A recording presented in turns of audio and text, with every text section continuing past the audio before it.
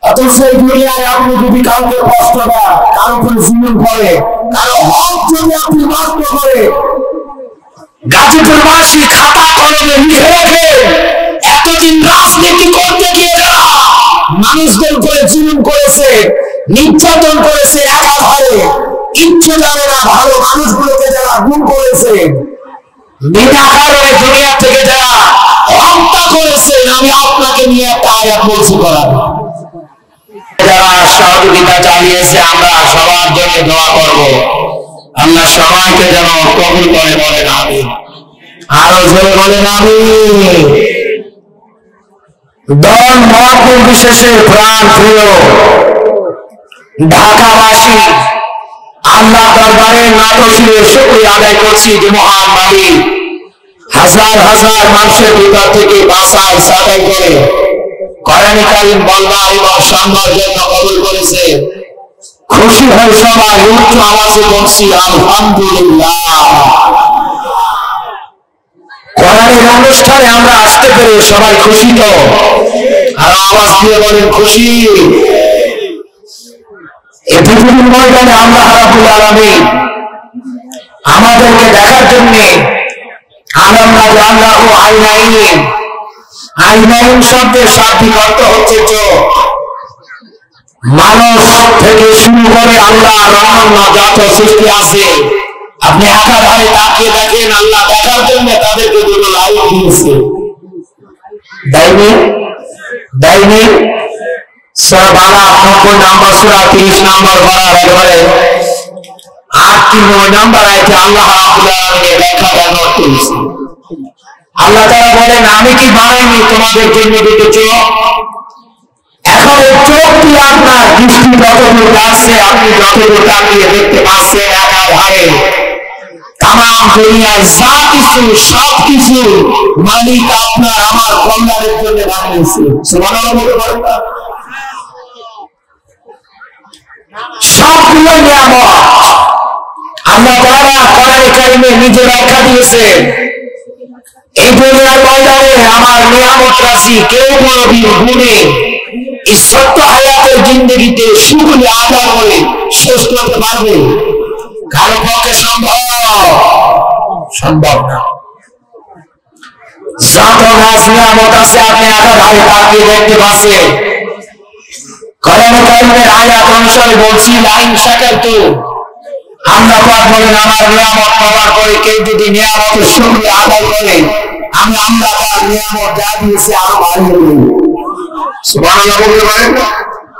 আমরা কি চাই যে আমাদের নিয়ামত বাড়ুক? আরো জোরে বলুন। তাহলে এবার একটা কাজ করা লাগবে আপনাকে। দুনিয়ায় যা কিছু দেখছেন সবগুলো তো নিয়ামত। এর ভিতরে শ্রেষ্ঠতম একটা নিয়ামত আল্লাহ মানুষদেরকে দিয়েছে, তার নাম আল্লাহর কোরআন। কেউ যদি আল্লাহর কোরআনের কাছে জিনে হয়ে আসে, আমার আল্লাহ তাকে হিরো বানাতে 1 সেকেন্ড সময় দেয় না। হযরত ওমর, হযরত আবু বকর, হযরত আলী, হযরত উসমান দুনিয়ায় বেঁচে থাকতে তারা জান্নাতের সার্টিফিকেট পর্যন্ত অর্জন করেছিলেন শুধু ইসলাম এবং এই কোরআনের কাছে আসার কারণে। এত সম্মান, এত মর্যাদা আল্লাহ বাড়িয়েছে। পৃথিবীর ময়দানে মানুষ আজও তাকিয়ে দেখেন, এই মানুষগুলোর জন্য হাত তুলে আল্লাহর কাছে দোয়া করে এবং আল্লাহর কাছে তামান্না মানি সন্তান যদি একটা দেয় ওমারের মতো যেন বীর সৈনিক হয়। আমাদের এই চাওয়া আছে না? সবাই বলে আছে না? হযরত ওমর 26 বছর বয়সে ইসলামের কাছে এসেছিলেন, সারেন্ডার করেছেন, আত্মসমর্পণ করেছে। পুরো জিন্দেগিটা যতদিন বেঁচে ছিলেন ইসলামের কাছে, কোরআনের কাছে বিলিয়ে দিয়েছে। কোরআন নিয়ামত যারা আসবে কোরআনের কাছে, আমার আল্লাহ তাদেরকে জিরো থেকে হিরো বানাবে। অথচ আপনি ভাব মুসলমানের দেশে আস্থা দিয়ে দেখে এদেশের কত মুসলমান পরিচয় বহনকারীরা একাধারে আল্লাহর কোরআনের বিরুদ্ধে কথা বলে না, আলেমদেরকে নিয়ে উল্টা পাল্টা কথা বলে, বিভিন্ন রকমের কৃষ্ণাই শুরু করে দেয়। আমি বলছি বন্ধু ভাই, একটু ভালো করে মিলিয়ে দেখবেন এই দুনিয়ার ময়দানে আল্লাহ কলাম নিয়ামত আকারে পাওয়ার পরেও যারা শুকরিয়া আদায় করে না, আল্লাহ পাক বলেন এদের জন্য রয়েছে আযাব, কঠিনতম শাস্তি, যন্ত্রণা। সূরা তাহা 134 নম্বর আয়াতে আল্লাহ পাক বলেন মাইশাতান তাওকা, দুনিয়ার জীবনটা আমি আল্লাহ এদের জন্য আদর্শ বানিয়ে দিয়েছি। এটা আয়াতের ব্যাখ্যায় মুফাসসির একরাম যারা আছে সুন্দর করে ধারাবাহিকতায় নাম করে দিয়েছে। এখানে আত্মসাত বলতে কবরের জীবনকে বোঝানো হয়েছে, দুনিয়ার জীবন না। কারণ একটা মানুষের দুনিয়ার জীবন দরকার সংকীর্ণময় হয় না, হ্যাঁ কবরের জীবন। কারণ সে যদি পাপী হয়, ইসলামের বিরুদ্ধে কোরআনের বিরুদ্ধে যদি জীবনটা পার করায়, এই লোকটা কবরে যাওয়া মাত্র কবর এমন ভাবে চাপ দেবে, ডান পাদের ভেঙে বাম পাদের ঢুকবে, বাম পাদের ভেঙে ডান পাদের ঢুকবে। কি অসহ্য যন্ত্রণা তাকে ওই জায়গার মধ্যে সহ্য করা হবে। এটা তো কবরের শাস্তি। আল্লাহ কোরআন নিয়ামত আকারে পাওয়ার পরেও দুনিয়ায় যারা মানবে না তাদের শাস্তি তো হবে এরকম। আর দুনিয়ায় দেখবে লক্ষ লক্ষ টাকার মানি যদি চা খায় রাখা 5 মিনিট ছাড়া, ছেলেটা হাতে গাঁজা ধরছে, এত হিসাব এত কিছু, তারপরে দেখবে লাভ নেই। মেয়েটা পরক্রিয়ায় আসক্ত, ঘরের বউটা পর্যন্ত কথা চলে না, শেষ পর্যন্ত লোকটা করবে কি নিজের নিজের জীবনটাকে শেষ করে দিচ্ছে। আজ পরিবারগুলোকে জয়ী চালিয়ে দেখে, যেখানে আপনি কোরআনের নিয়মনীতি পাবেন না ওই জায়গার মধ্যে এইরকম জিনিসগুলো ভরে দিয়েছে। এই জন্যই তো রাসূলের হাদিস লা তাজালু বুয়ুতান মাকাবির, রাসূল বলেছেন তোমরা তোমাদের ঘরগুলোর কবর বানাবে না। কারণ যে ঘরে কোরআনের তেলাওয়াত হয় না, নিয়মনীতি চলে না, ওটা ঘর না, ওটা উজাড় হয়ে সরকারের দরবার না। এমনকি সেই বডিতে পর্যন্ত আল্লাহ কোরআনের নিয়ম নীতি নেই, ওটা বডি না, ওটা শয়তানের কারখানা। এবারে হাদিস অনুসারে মিলিয়ে দেখেন তো, আজ আমাদের ঘরগুলোতে কি কোরআনের তেলাওয়াত আছে? বলেন আছে? তেমন নেই। ম্যাক্সিমাম পরিবারগুলোতে আজ আপনি তাকিয়ে দেখবেন একা ঘরে যা চালাচ্ছে সব ঘরগুলোতে সিনেমা। একটা বলে না কেন, ভরপুর কোরআনের তেলাওয়াত নেই। বাস্তবতার আলোকে আপনি আমার কথাটা বুঝিয়ে নিয়ে যান। আমি আপনাকে বলছি বন্ধু, রাসূলের জায়গার মধ্যে বাইতান শব্দ না দিয়ে উল্টা দিয়েছে কেন? এখানে ঘর বলতে শুধু থাকা ঘর না, আপনি যে থাকার জন্য যে সুবিধাটা আবিষ্কার করেছেন বা ঘরটা থাকার জন্য বানিয়েছেন চার দেয়ালে, শুধু এতটুকু না, সমাজ জীবন একটা ঘর, রাজনৈতিক জীবন একটা ঘর, অর্থনৈতিক জীবন একটা ঘর। একটা মানুষের জন্ম থেকে শুরু করে মরার আগ পর্যন্ত যতগুলো সেক্টর তাকে ধাপে ধাপে পার করতে হয়, সব জায়গায় আল্লাহর কোরআন ব্যতীত মানব রচিত কোনো আইন চলবে না। চালাতে হয়, চালানো লাগবে কি? আরো যে বলে তাহলে আপনার নিয়ামত বাড়াবে কে? এজন্য তো আল্লাহ রাখা দিয়েছে হুদাল লিন্নাস, এ কোরআন আমি দিয়েছি জিন্দা মানুষদের জন্য। লিতুখরিজান নাসা মিনাল যুলুমাতি ইলান নূর, এ কোরআন তাদেরকে অন্ধকারের পথ থেকে আলোর পথে রাস্তা দেখাবে। এখানে আলেমরা আছে, জিজ্ঞাসা করে যাবে জুলুমাত মানে রাতের অন্ধকার না, সমুদ্র নিচের পানির অন্ধকার না, গুহার অন্ধকার না। জুলুমাত মানে দুইটা অর্থকে বোঝাচ্ছে। এক নম্বরে ভালো করে বুঝবেন, আমি আমার মূল আলোচনার ভিতরে এবার প্রবেশ করছি। এক নম্বরে এই দুনিয়ার ময়দানে আপনি আল্লাহর বান্দা হিসাবে মাথা যদি নত করতে চান, করা লাগবে কার কাছে? আরো জোরে বলে আল্লাহ পাক বলেন অস্তুদ ওয়াক্তারি, আমার নিকটবর্তী যদি হতে চাও আমি আল্লাহকে সিজদা দাও। অথচ 96% মুসলমানের দেশে আজ টাকা, এদেশের কত মুসলমান দাবি করা মানুষেরা আল্লাহকে সিজদা না দিয়ে বিভিন্ন মাজারে দিয়ে সিজদা দেয়। যে কোরআন আমার হাতে, আমি বলতেছি আপনাকে, লিখে নেন আপনি আয়াত দুটো। সূরা নিসা 48 এবং 116 নম্বর আয়াতে আল্লাহ স্পষ্ট লেখা, আল্লাহ পাক বলেন এই দুনিয়ার ময়দানে শিরকের মতো গুনাহ আমি আল্লাহ মাফ করি না। শিরক কি? অংশীদার সাব্যস্ত করা, আল্লাহর সমকক্ষ কাউকে দাঁড় করানো। আল্লাহ পাক বলেন এই শিরকের মতো গুনাহ আমি আল্লাহ মাফ করি না। এটা বাদ দিয়ে অন্যান্য গুনাহ আমি আল্লাহ ইচ্ছা করলে মাফ করব। এ কথা কার? সবাইকে বলা লাগবে আল্লাহ। সূরা মাইদা 72 নম্বর আয়াতে আল্লাহর ব্যাখ্যা, আমি আল্লাহ এদের জন্য আমার বানানো জান্নাতটাকে হারাম করে দিয়েছি।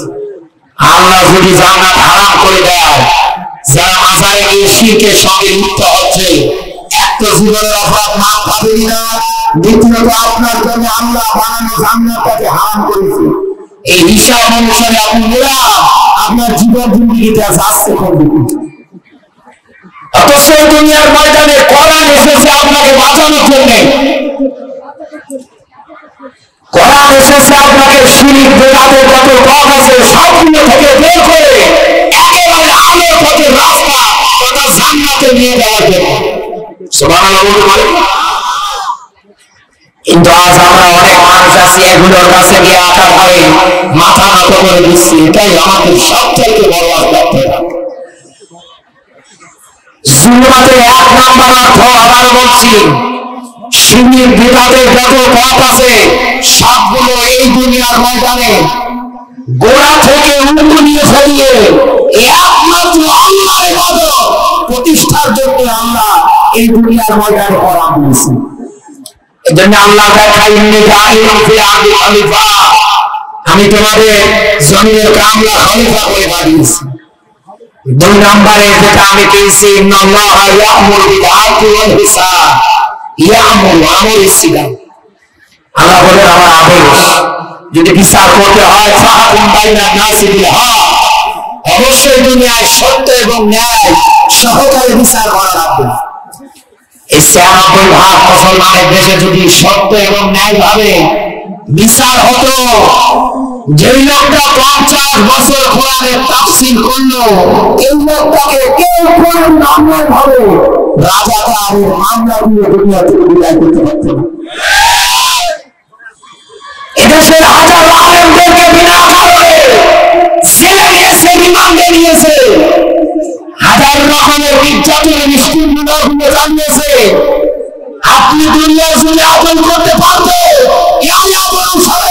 কোনদিন আপনার দ্বারা এইরকম অবিচার হওয়া সম্ভব না। কিন্তু আপনি তো এই দুনিয়ার ময়দানে শয়তানি তন্ত্র মন্ত্রগুলো কায়েমের জন্য আল্লাহর কোরআনের বিচার ব্যবস্থা মাইনাস করে লেনিন কার্মাসের বিচার ব্যবস্থা আপনি এই দুনিয়ার ময়দানে প্রতিষ্ঠা করেছেন। আল্লাহ কোরআন এই দুনিয়ায় আল্লাহ এই জন্যই দিয়েছে, ইনসাফ বিরোধী যত কাজ আছে সবগুলো গোড়া থেকে উঠিয়ে শুরু করে এই দুনিয়ার ময়দানে আল্লাহর কোরআনের বিচার ব্যবস্থা কায়েম করার জন্য।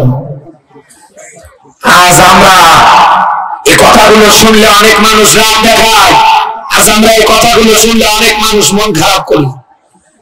অথচ এই দুনিয়ায় আপনি যদি কাউকে কষ্ট দেন, কারো উপর জুলুম করে, কারো হক যদি আপনি নষ্ট করে, গাজীপুরবাসী খাতা কলমে লিখে রাখে এতদিন রাজনীতি করতে গিয়ে যারা মানুষদের উপরে জুলুম করেছে, নির্যাতন করেছে, একাধারে কিচ্ছু জানে না, ভালো মানুষগুলোকে যারা গুম করেছে, বিনা কারণে দুনিয়া থেকে যারা হত্যা করেছেন, আমি আপনাকে নিয়ে একটা আয়াত বলছি করা। আল্লাহ পাক বলেন, ইন্নাল্লাযীনা ফাতানুল মুমিনিনা ওয়াল মুমিনাত। আমি কিন্তু অসুস্থ, তারপরে এসেছি, শুধু দাওয়াতটা নিয়েছি। তার আমি যেভাবে পারছি আপনাকে কথাগুলো শোনানোর চেষ্টা করছি, রাগ করছেন না তো? আমি অনেক অসুস্থ, গলাতে কথাই বেরোচ্ছে না, তারপরেও আসছি, শুধু দাওয়াত নিয়েছি। তা